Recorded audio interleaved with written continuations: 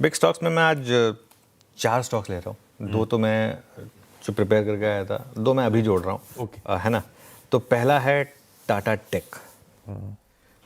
मैं ग्रीन ले रहा हूँ टाटा टेक को। पता है क्यों?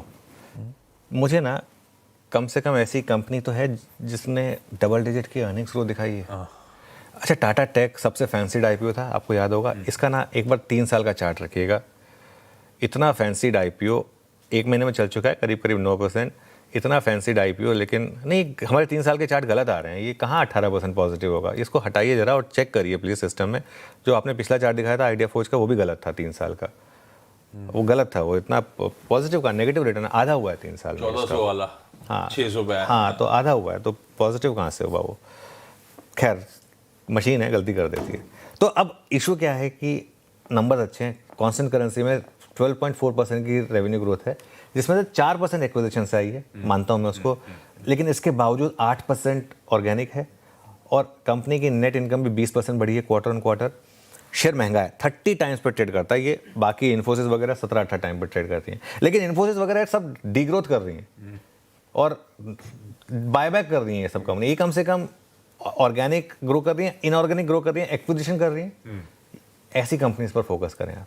और यहाँ पर मुझे लग रहा है कि मार्केट ऑलरेडी चल चुका है, ये स्टॉक ध्यान रखिएगा। लेकिन फिर भी मुझे लग रहा है कि ये मार्केट का जिस तरीके का टेक्सचर है, ऐसी कंपनियां चलनी चाहिए। और मजे की बात, FY27 में double digit organic revenue growth की बात कर रहे हैं। ऑर्गेनिक, तो अगर आप इनऑर्गेनिक जोड़ दें तो हो सकता है कि 20% तक की भी ग्रोथ दिखा दे ये कंपनी। ऐसी कंपनीज पर फोकस करें। और Oracle ने देखा था किस तरीके का आउट परफॉर्मेंस दिखाया था।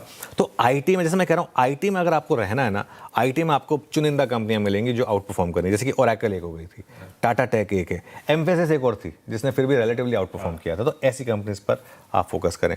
आशीष, आज की मेरी सबसे बोल्ड कॉल है और मैं हो सकता है हॉरिबली गलत पढ़ूँ इसमें, क्योंकि मैं अकेला हूँगा जो इसको रेड ले रहा है। मन्नापुरम को आज मैं रेड ले रहा हूँ। उसका कारण है, मन्नापुरम का ना एक बार 1 महीने का चार्ट रखिएगा। और मन्नापुरम में जो रिसेंट लो था 240-250 का था, उससे 1 महीने में 20% का मूव आ चुका है।